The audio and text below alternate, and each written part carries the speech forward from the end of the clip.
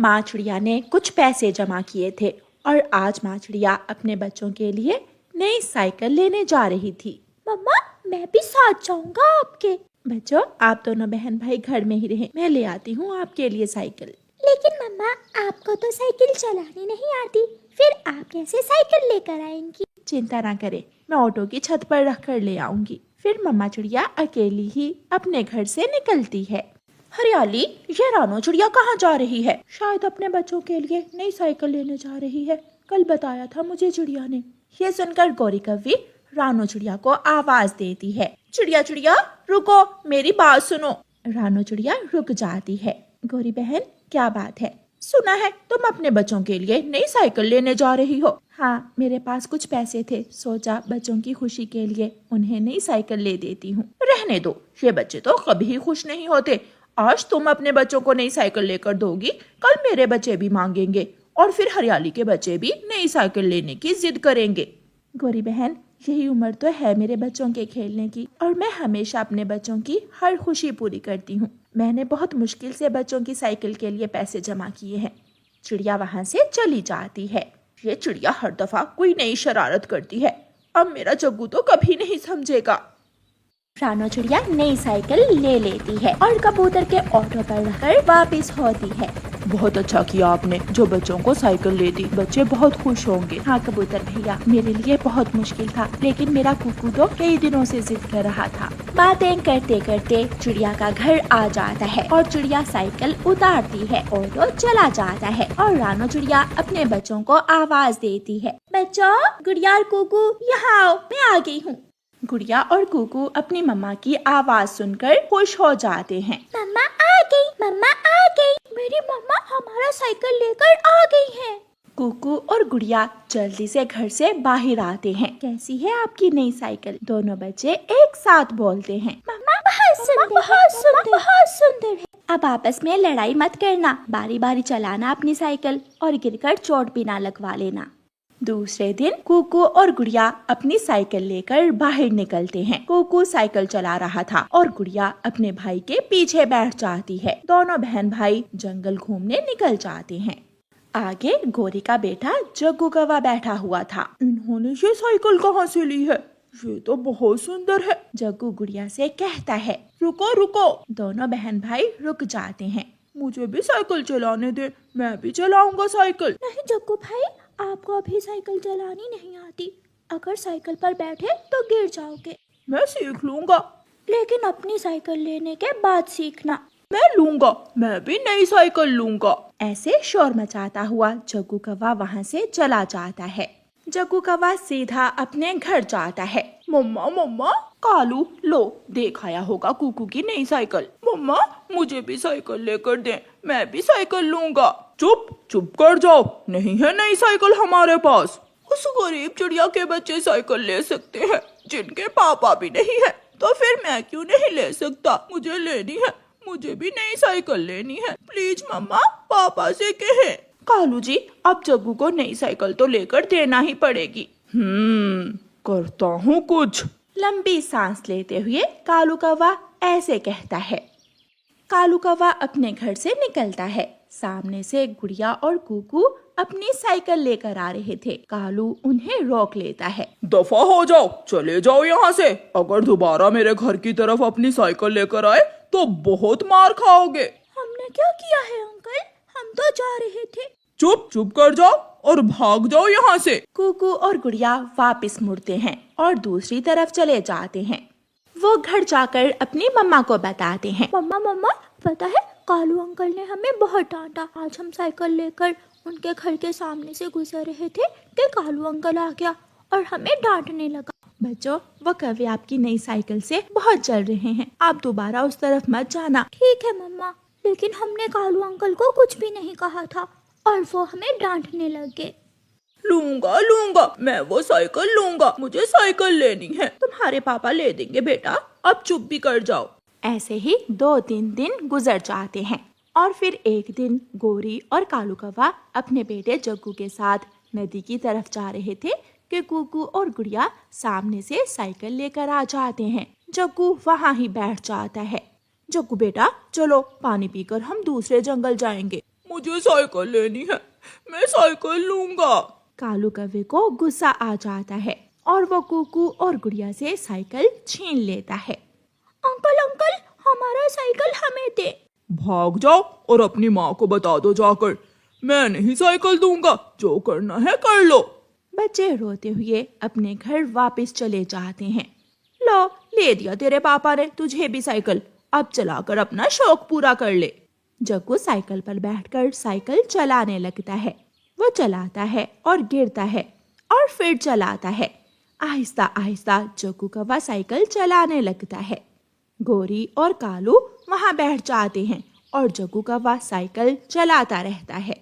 मम्मा, हमारा साइकिल। मम्मा, हमारा cycle Kalu uncle ने छीन लिया है। मम्मा, हमें हमारी साइकिल लेकर दें। मैंने आपको कौवों के घर की तरफ जाने से मना भी किया था। मम्मा, हम कब गए थे कौवों के घर की तरफ? हम तो नदी की तरफ जा रहे थे कि कालू अंकल, गोरी आंटी और जग्गू सामने से आ गए और उन्होंने हमारी साइकिल छीन ली। जग्गू साइकिल चला रहा था। गोरी और कालू जग्गू कौवे को देखकर खुश हो रहे थे। कालू, देखो तो मेरे जग्गू ने तो पहली बार में ही साइकिल चलानी सीख ली। वो आ रही है चिड़िया, अब आकर रोने लगेगी। चिड़िया भी उनके पास पहुंच जाती है। मेरे बच्चों से साइकिल क्यों छीन लिया आपने? मेरे बच्चों की साइकिल वापस दे। कुकू और गुड़िया भी पीछे ही आ जाते हैं। चिड़िया, मेरे जग्गू को ये साइकिल पसंद आ गई है। मैं कल अपनी माँ के पास जाऊंगी और तुम्हें पैसे ला दूंगी। तुम अपने कुकू के लिए नहीं ले आना। उन पैसों से तुम खुद ही जग्गू के लिए ले आना। मेरे बच्चों की साइकिल दो। कालू कौवे को गुस्सा आ जाता है और वो चिड़िया को धक्का देकर गिरा देता है। भाग जाओ यहाँ से, कुछ नहीं मिलेगा, ना साइकिल ना पैसे। तुम हद से बढ़ रहे हो। अंकल अंकल, आपने हमारी मम्मा को मारा। हमारी मम्मा को मारा आपने। कुकू और गुड़िया रोते हुए वहाँ से चले जाते हैं। वो सीधे पहाड़ों पर रहने वाली बड़ी माही चील के पास जाते हैं। चील माँ, उन कौवों ने हमारी साइकिल छीन ली है और जब हमारी मम्मा हमारी साइकिल लेने हमारे साथ गई तो उन कौवों ने मम्मा को मारा है। चुप कर जाओ बच्चों, शांत हो जाओ। हमारी साइकिल आप हमें वापस लेकर दे। हम कमजोर हैं, तो क्या कमजोर पक्षियों को जंगल में जीने का कोई अधिकार नहीं है? आप ही बताएं। चील बच्चों की बातें सुनकर गुस्से में आ जाती है और उनसे कहती है, चलो मेरे साथ, मैं देखती हूँ कौन छीनता है आपसे साइकिल। चील बच्चों के साथ जाती है और जग्गू कौवे को साइकिल से उतारकर साइकिल कुकू और गुड़िया को दे देती है और वहाँ बैठे कौवे और कौवे की खूब पिटाई करती है। कमजोरों पर जुल्म करते हो। अगर आज के बाद दोबारा इन बच्चों से साइकिल छीनी तो जान से जाओगे तुम कौवो। अब बोलो, अब बात करो। कालू कौवे पहले तो बहुत अकड़ रहे थे। चील माँ जी, प्लीज हमें छोड़ दे, हम दोबारा इन बच्चों से साइकिल नहीं छीनेंगे और अगर कहो तो हम ये जंगल ही छोड़कर चले जाएंगे, लेकिन प्लीज हमें छोड़ दो। फिर कौवे चील की विनती करके अपनी जान बचाते हैं और वहाँ से भाग जाते हैं। कुकू और गुड़िया अपनी साइकिल चला रहे थे। कौवों को अच्छी सजा मिल चुकी थी और वो चुप करके अपने घर चले जाते। क्या आप जानते हैं कि सबको कैसे पता चला कि आप कौन हैं? अगर नहीं जानते तो ये कहानी सुनने के बाद आपको पता चल जाएगा। आज तो बहुत दिनों बाद ताजा ताजा अंडा मिला है पीने को, मुझे तो आज बहुत मजा आने वाला है। वो उल्लू उस अंडे को पीने ही वाला था कि पीछे से एक चील आती है और उस उल्लू को उठाकर बुलंदी में ले जाती है और गायब हो जाती है। शिकारी तो आज खुद ही शिकार बन गया। मुझे भी आज ताजा ताजा मांस बहुत समय बाद मिला है। मुझे छोड़ दो, मुझे छोड़ दो, मैं कोई साधारण पक्षी नहीं हूँ, मैं भी उल्लू हूँ। सब पक्षी डरते हैं मुझसे। परंतु आज तुम बूढ़ी चील के पंखों में लगे हो, किसी साधारण पक्षी के नहीं। ऐसा कहते हुए वो चील उस उल्लू को मार देती है और खा जाती है। मौसम तो गर्मियों का था, परंतु आसमान पर कुछ बादल होने के कारण उस अंडे पर धूप इतनी ज्यादा ना थी। वो अंडा तो जोर जोर से हिलने लगता है और फिर टूट जाता है और एक सुंदर सा छोटा सा बच्चा उस अंडे से बाहर निकलता है, जो ये नहीं जानता था कि उसकी मम्मा कौन है, पापा कौन है। वो कहाँ है, वो कैसे अपने जीवन की शुरुआत करे। वो इधर उधर देखता है परंतु उसे कोई भी नजर नहीं आता। वो आवाज जो मैं हर समय अंडे में सुना करता था, वो किसकी थी? कौन था वो जो मुझसे अंडे में घंटों बातें करता था? और अब मैं अंडे से बाहर आया तो मेरे पास कुछ भी नहीं है। कुछ ही देर बाद उसे धूप ज्यादा महसूस होती है और वह बच्चा पास में ही नदी के पास बड़े पेड़ के नीचे जाकर बैठ जाता है। फिर वहाँ कबूतर आ जाता है, जिसे देख वो बच्चा तो पत्तों में छुप जाता है। वो उसे देख रहा था। कबूतर भी पानी पी लेता है। वो उड़ने ही वाला था कि उसकी नजर पत्तों में छुपे उस छोटे बच्चे पर पड़ जाती है। ये तो कोई छोटा बच्चा है और ऐसे अकेले ये बच्चा इस नदी पर क्या कर रहा है? इसे तो अभी उड़ना भी नहीं आता होगा। छोटे बच्चे, आप कौन हो और यहाँ क्या कर रहे हो? मैं तो अभी थोड़ी देर पहले अंडे से निकला हूँ। मैंने जब अपनी आँख खोली तो मेरे पास कोई भी नहीं था। जब मैं अंडे में था तो कोई मुझसे बातें करता था, वो भी मुझे नजर नहीं आया। मुझे तो कुछ पता नहीं मैं कौन हूँ। ये सब सुनकर कबूतर को समझ आ जाती है कि ये बच्चा जिस अंडे से निकला है वो जरूर अपनी माँ से बिछड़ गया होगा। आप एक चिड़िया के बच्चे हो और जो अंडे में आपसे बात करती थी वो आपकी माँ थी। मैंने इस जंगल में सबसे पहले आपको ही देखा है। क्या आप मेरी माँ हो? नहीं। तो फिर मेरी माँ कहाँ है? ये बच्चा तो अभी कुछ भी नहीं जानता, परंतु मैं इसे अपने साथ भी तो नहीं लेकर जा सकता। मुझे क्या पता कि एक छोटे बच्चे को कैसे पालते हैं। आप यहीं छुप कर बैठ जाओ। जो भी पक्षी यहाँ पानी पीने आए आप उसकी आवाज सुनो और फिर जो आवाज आपको आपकी मम्मा की लगे वही आपकी मम्मा होगी। ऐसा कहते हुए कबूतर वहाँ से चला जाता है।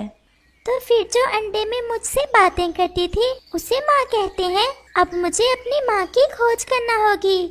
वो बच्चा ऐसे सोचता है। ऐसे ही वहाँ कालू कौवा और गोरी कव्वी आ जाते हैं।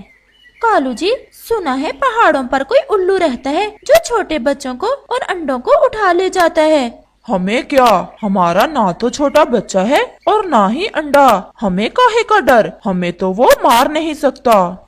ये आवाज भी मेरी माँ की नहीं है। ऐसा भी तो हो सकता है मैं भूल रहा हूँ। मैं इनसे पूछता हूँ। मैं अभी बहुत छोटा हूँ, आप मुझे मारना ना। बस मुझे यही पूछना है कि आप दोनों में से कोई मेरी माँ तो नहीं है। कालू, ये बच्चा यहाँ कैसे? तुम कौन हो और यहाँ क्या कर रहे हो? सब यही पूछते हैं। मुझे नहीं पता मैं कौन हूँ। मुझे तो अपनी माँ की खोज है, वही बता सकती है मैं कौन हूँ। जो तुम्हारी माँ होगी उसके पंख तुम्हारे जैसे ही होंगे और आवाज भी। हम में से कोई भी तुम्हारी माँ नहीं है। मुझे भूख लगी है। कहा ना कि हम में से कोई भी तुम्हारी माँ नहीं है। जो तुम्हारी माँ होगी वही तुम्हें देगी कुछ खाने को। चिड़िया, मैंने बहुत कोशिश की कि मैं भूल जाऊं कि मुझे आज नदी पर कोई मिला ही नहीं, परंतु उसका चेहरा मेरी आंखों से जाता ही नहीं। किसे भूल जाऊं? कबूतर भैया, किसका चेहरा आपकी आंखों से नहीं जाता? चिड़िया बहन, जब मैं नदी पर पानी पीने गया तो वहाँ एक छोटा चिड़िया का बच्चा पत्तों में छुपा बैठा था जो अपनी माँ से बिछड़ गया था। कबूतर भैया, आपने उस छोटे बच्चे को ऐसे ही वहाँ मरने के लिए छोड़ दिया? चिड़िया, मुझे डर था कि मैं उसे पाल नहीं सकूंगा। वो तो अभी अंडे से निकला ही था। आप चले मेरे साथ, मैं देखती हूँ उस छोटे बच्चे को। फिर चिड़िया और कबूतर वहाँ से नदी की दिशा में चले जाते हैं। वो सामने देखो पत्तों के बीच। ये तो बहुत सुंदर बच्चा है। बेटा, आप कौन हो? एक बार कहा ना कि मुझे नहीं पता मैं कौन हूँ। ये तो मेरी माँ जब मुझे मिलेगी तो वही बताएगी कि मैं कौन हूँ। कबूतर, ये बच्चा कोई साधारण बच्चा नहीं है। ये बहुत बुद्धिमान है। मैं इसे अपने साथ अपने घर ले जाती हूँ। चिड़िया, परंतु आपका पति इसे स्वीकार कर लेगा। वो तो पहले ही आपसे लड़ता रहता है। जो भी हो कबूतर, मैं इसे ऐसे मरने के लिए नहीं छोड़ सकती। क्या आप मेरी माँ हो? हाँ छोटे बच्चे, मैं ही आपकी माँ हूँ। परंतु आपकी आवाज जब मैं अंडे में था तब तो ऐसी ना थी। आप भूल रहे हो मेरे बच्चे, मैं ही आपकी माँ हूँ। फिर वो बच्चा चिड़िया के पंखों में छुप जाता है। कब से मैं आपको ढूंढ रहा हूँ। आप अपने छोटे से बच्चे को छोड़कर कहाँ चली गई थी? अब मैं आ गई हूँ ना, अब मैं कभी अपने बच्चे को छोड़कर नहीं जाऊंगी। चलो अब घर चलते हैं। फिर कबूतर और चिड़िया उस छोटे बच्चे को साथ लेकर वहाँ से चले जाते हैं।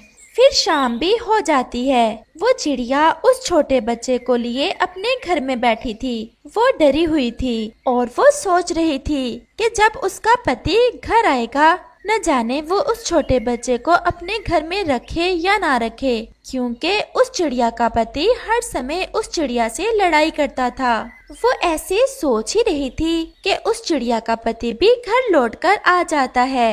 ये कौन है? किसे उठा लाई हो तुम घर में?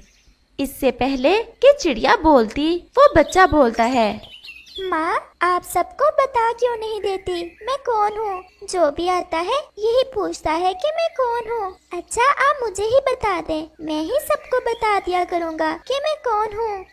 चिड़िया खामोशी से उस मासूम छोटे बच्चे की बात सुनती है। मैंने पूछा, ये किसे मेरे घर में ले आई हो? ये मुझे नदी से मिला है, छोटा है, मुझे दया आई और मैं इसे अपने घर ले आई। मुझे कौवों ने बताया है इस बच्चे के बारे में। उन्हें तो दया आई नहीं और ना ही कबूतर को। फिर तुम ही क्यों इसे अपने साथ ले आई हो? इसे भोजन कौन लाकर खिलाएगा? और पराई संतान कभी अपनी नहीं बनती। उस चिड़िया का अपना बच्चा घोंसले में बैठा ये सब खामोशी से सुन रहा था। माँ, मुझे ये तो बता दे मैं कौन हूँ, ताकि फिर जब भी कोई पूछे तो मैं उसे बता सकूँ। आज से आपका नाम रोज है। मैं आपकी मम्मा हूँ, रानो चिड़िया। रानो चिड़िया है आपकी मम्मा का नाम और पापा का नाम आकाश चिड़िया है। वो जो सो रहा है वो आपका भाई है। मम्मा, भाई का नाम क्या है?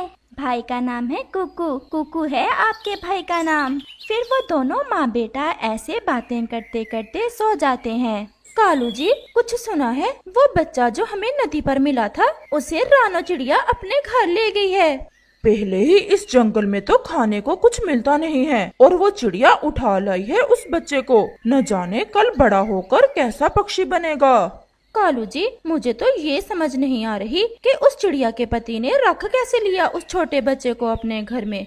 अगर इस बच्चे को इस घर में रखना है तो इसका भोजन खुद लेकर आना। मुझसे नहीं पेट भर होगा इस बच्चे का। मैं अपने बेटे के लिए भोजन ढूंढ कर लाऊंगा या इसके लिए। ऐसा कहते हुए पापा चिड़िया वहाँ से चला जाता है। मम्मा, आप भाई को मेरे हिस्से का भोजन दे देना।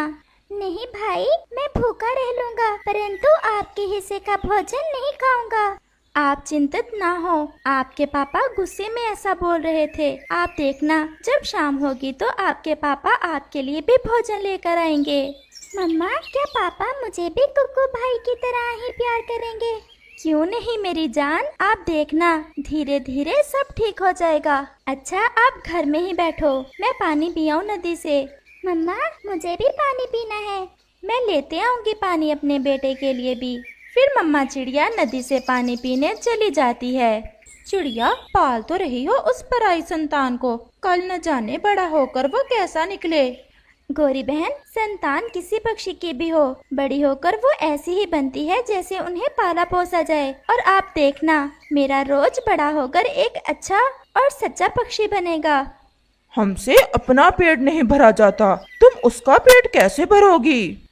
एक माँ अपने बेटे के लिए कुछ भी कर सकती है। चल भी कालू, चले। और चिड़िया, हमारी दिशा में ना आना उस अनाथ बच्चे के लिए भोजन की खोज में। गोरी बहन, आपने हमेशा नफरतें ही बखेरी हैं, कभी प्यार से भी बात कर लिया करें। गोरी कव्वी और कालू कव्वा वहाँ से चले जाते हैं। चिड़िया भी पानी पीती है और वहाँ से चली जाती है।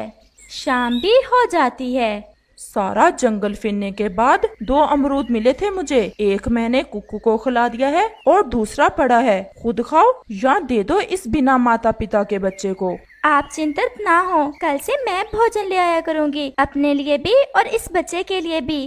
पापा, जब मैं बड़ा हो गया तो देखना, मैं आपको कभी भोजन की खोज में नहीं जाने दूंगा और मैं आपके लिए मीठे मीठे फल लेकर आया करूँगा। परंतु कुकू का पापा खामोशी से अपना मुंह दूसरी दिशा में करके सो जाता है। मम्मा, ये जंगल कितना सुंदर है। मेरे बेटे, मुझे भी इस जंगल से बहुत प्यार है। मुझे तो इस जंगल के पेड़ पेड़ से प्यार है। मम्मा मम्मा एक बात पूछूं? पूछो मेरे बेटे, क्या बात है? मम्मा, जब कुक्कू भैया अंडे से निकले थे तो क्या आप कुक्कू को भी अकेले छोड़कर चली गई थी?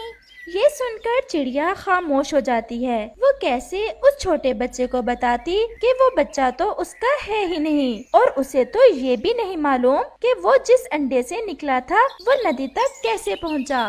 मैं फिर कभी अपने बच्चे को अकेले नहीं छोड़ूंगी, बस एक बार सॉरी दे दो। मम्मा मम्मा, वो देखिए सामने बड़े पेड़ पर तो फल लगे हुए हैं।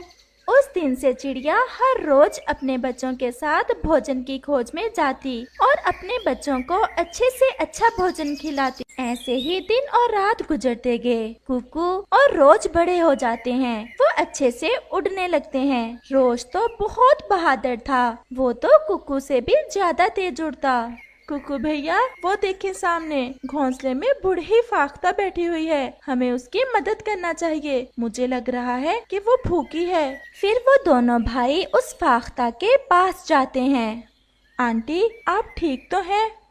मैं बूढ़ी हूँ मेरे बेटे, और मेरा कोई भी नहीं है इस जंगल में। 2 दिन से भूखी हूँ। देखा कुकू, मैंने कहा था ना कि आंटी फाख्ता भूखी है। आंटी, ये ले आम, आप खा लें, बहुत मीठा है। आपका बहुत बहुत धन्यवाद मेरे बच्चे, जीते रहो, भगवान आपकी रक्षा करे। ऐसे वो रोज जंगल में सबकी मदद करता। वो अभी वहाँ से उड़े ही थे कि कुकू की नजर जमीन पर पड़ती है। रोज भाई, देखें वो पक्षी कैसे बड़ी शाख के नीचे घायल पड़ा है। फिर वो दोनों भाई तुरंत वहाँ आते हैं। अरे, ये तो गोरी आंटी हैं, शायद ये बड़ी शाख इनके ऊपर गिर गई होगी। रोज और कुकू पूरा जोर लगाकर उस शाख को हटाते हैं और गोरी को निकाल लेते हैं। फिर रोज और कुकू गोरी कव्वी को लेकर उसके घर की तरफ जाते हैं। आप दोनों रानो चिड़िया के बेटे हो ना? जी अंकल कव्वे, हम दोनों रानो चिड़िया के ही बेटे हैं। गोरी कव्वी भी अपनी आंखें खोलती है। मैं कहाँ हूँ? मैं जिंदा हूँ क्या? गोरी, होश करो, आप जिंदा हो। देखो, चिड़िया के बेटे आपको शाख से निकालकर घर ले आए हैं। आंटी, अब हम चलते हैं, मम्मा हमारा इंतजार कर रही होगी। बेटे, अपनी मम्मा से कहना कि गोरी आंटी कल आएगी आपसे मिलने। फिर कुकू और रोज वहाँ से चले जाते हैं। कुकू और रोज, बेटा आज आपने इतनी देर क्यों कर दी? फिर कुकू अपनी मम्मा को सारी बात बताता है कि कैसे उन्होंने बूढ़ी फाख्ता की मदद की और फिर कैसे गोरी कव्वी को पेड़ के नीचे से निकालकर उसके घर छोड़कर आए। आपने बहुत अच्छा किया बेटा, ऐसे ही हमेशा दूसरों की मदद करते रहना। भगवान हमेशा उस पक्षी की मदद करता है जो दूसरों की मदद करता है। जंगल में रात भी हो जाती है। कुकू की मम्मा, कल हम दूसरे जंगल जा रहे हैं। मुझे पता चला है वहाँ नदी के पास एक पेड़ है जिस पर मीठे मीठे जामुन लगे हुए हैं। पापा, मैं भी जाऊंगा ना साथ? नहीं, तुम घर में ही रहना। वो पापा चिड़िया तो कभी भी रोज से प्यार से बात ना करता था। वो केवल कुकू को ही अपना बेटा मानता था। उसके अनुसार रिश्ते केवल खून के ही थे। रोज तो उसकी अपनी संतान ना थी, उस कारण वो पापा चिड़िया हमेशा रोज से नफरत ही करता। जैसे आप कहेंगे पापा जी, मैं ऐसा ही करूँगा। फिर वो सब सो जाते हैं। दूसरे रोज वो सब दूसरे जंगल के लिए तैयार थे। कुकू के पापा, देखें तो रोज कैसे मेरी तरफ देख रहा है। वो आपसे बहुत प्यार करता है, आप कभी तो उसे प्यार से देख लिया करें। ठीक है, इसे भी ले चलो साथ। ये सुनकर रोज तो बहुत खुश हो जाता है। फिर वो सब खुशी खुशी दूसरे जंगल चल देते हैं। कुकू और रोज बहुत खुश थे। वो तो बहुत तेज उड़ रहे थे। वहाँ एक चिड़िया बैठी हुई थी। वो सब भी उस चिड़िया के पास ही बैठ जाते हैं। माँ, ये तो वही जगह है जहाँ मैं अंडे से पहली बार बाहर आया था और मुझे मेरी माँ इसी नदी पर मिली थी। और मुझे ये भी याद है जब आप मुझे और कबूतर को देखकर पत्तों में छुप गए थे। बहन जी, ये दोनों आपके बेटे हैं? हाँ बहन, ये मेरे ही बेटे हैं। ये आवाज तो वही आवाज है जो मैं अंडे में सुना करता था। मम्मा ये आवाज तो मुझे सुनी सुनी लग रही है। मम्मा जब मैं अंडे में था तो मुझे यही आवाज सुनाई दिया करती थी। ये सुनकर मम्मा चिड़िया हैरान हो जाती है और फिर मम्मा चिड़िया उस चिड़िया से पूछती है, आप यहाँ क्या कर रही हैं? वो चिड़िया तो रोने लग जाती है। वो जालिम उल्लू मेरे अंडे को उठाकर इसी दिशा में आया था जब मैं भोजन की खोज में गई हुई थी। मम्मा ये सच में वही आवाज है। बहन चुप कर जाएं, क्योंकि आज आपने जो खोया था वो मिल गया है। क्या मतलब बहन? मैं समझी नहीं। आपका अंडा जिसने भी उठाया था वो उसे यहाँ नदी पर फेंक कर चला गया था और रोज उसी अंडे से निकला था। ये बहुत डर रहा था। मैं इसे अपने घर ले गई थी और इसे पाल लिया। ये सुनकर वो चिड़िया तो और भी रोने लग जाती है और उस बच्चे को अपने गले से लगा लेती है। रोज मेरे बच्चे, आज आपको आपकी असल माँ मिल गई। रोज बेटा, यही आपकी माँ है। परंतु मम्मा मुझे सब आपने बताया कि मैं कौन हूँ, जब सब मुझसे पूछ रहे थे कि मैं कौन हूँ। मेरे बच्चे, मैंने आपको खो दिया था। मैं बहुत रोई थी। रोज मेरी जान, आप अपनी असल मम्मा के साथ चले जाएं। यही आपकी मम्मा है। रोज बहुत रो रहा था। वो ये जानता था कि यही उसकी असल मम्मा है, क्योंकि उसने तो आवाज भी पहचान ली थी। परंतु फिर भी वो उस परिवार को छोड़कर जाना नहीं चाहता था। आप जाएं बेटा, आपको मेरी कसम, मैं आपसे मिलने आ जाया करूंगी। फिर ऐसे रोज अपनी असल माँ की खोज कर लेता है और उसके साथ चला जाता है। इस कहानी से सीख मिलती है कि एक माँ ही होती है जो अपने बच्चे को पहचान देती है, जो अपने बच्चे को बताती है कि वो कौन है। इस बात से फर्क नहीं पड़ता कि वो आपकी असल माँ है या सौतेली, क्योंकि माँ तो सिर्फ माँ होती है।